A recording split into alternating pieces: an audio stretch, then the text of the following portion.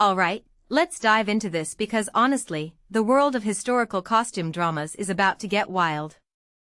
I don't know about you, but every time I see a new trailer for one of these, I'm like, okay, but how are they going to pull this off?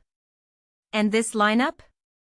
It's a mix of classics, remakes, and completely fresh takes that have me both excited and a little skeptical. Let's break it down.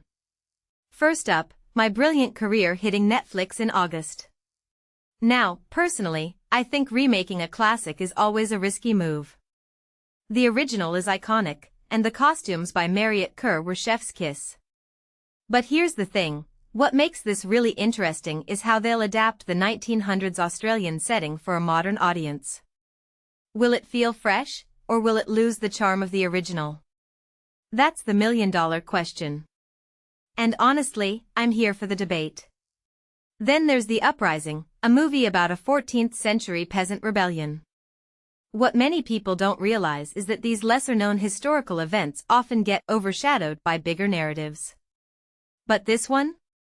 It's a chance to shed light on a story that's both brutal and deeply human. The costumes by Tóth, András, Dániel and Godena-Juhász Attila are going to be key here. If you take a step back and think about it, the clothing in these periods wasn't just fashion, it was a statement of class, struggle, and survival. That's what this film could really lean into. Now, Victorian Psycho, this one's got me intrigued. A horror story set in 1858? Yes, please. But here's where it gets tricky, the line between gothic and cliché is razor thin.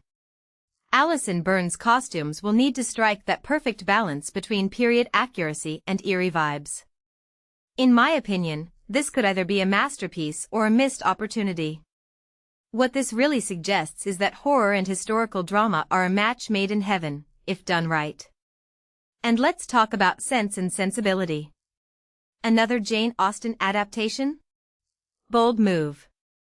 But what makes this one stand out is the costumes by Grace Snell. Austen's work is so well-trodden that you need something unique to make it pop. Personally, I'm hoping they take some creative liberties with the visuals while staying true to the story's heart.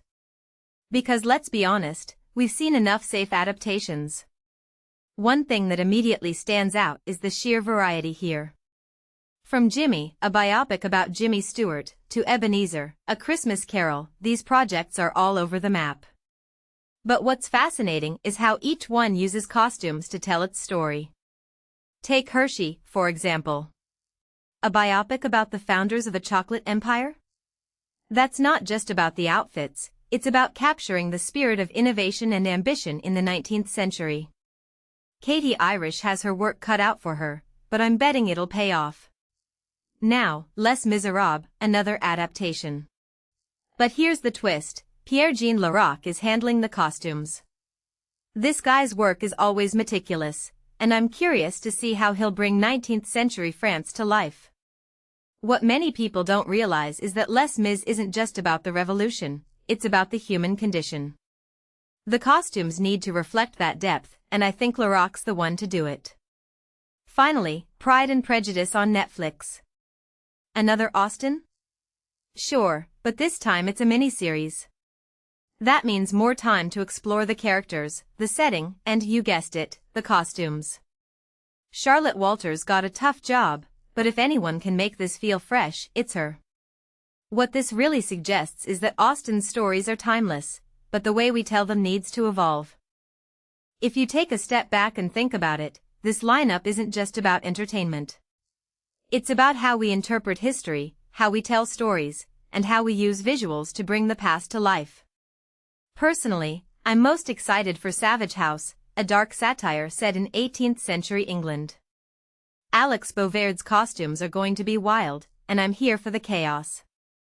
This raises a deeper question, can historical dramas still surprise us? I think so. And this slate of shows is proof. So, which one are you most excited about? Let me know in the comments. But honestly, what I'm really curious about is how these projects will push the boundaries of what we expect from historical dramas. Because if there's one thing this list proves, it's that the past is far from boring, it's just waiting for the right storyteller to bring it back to life.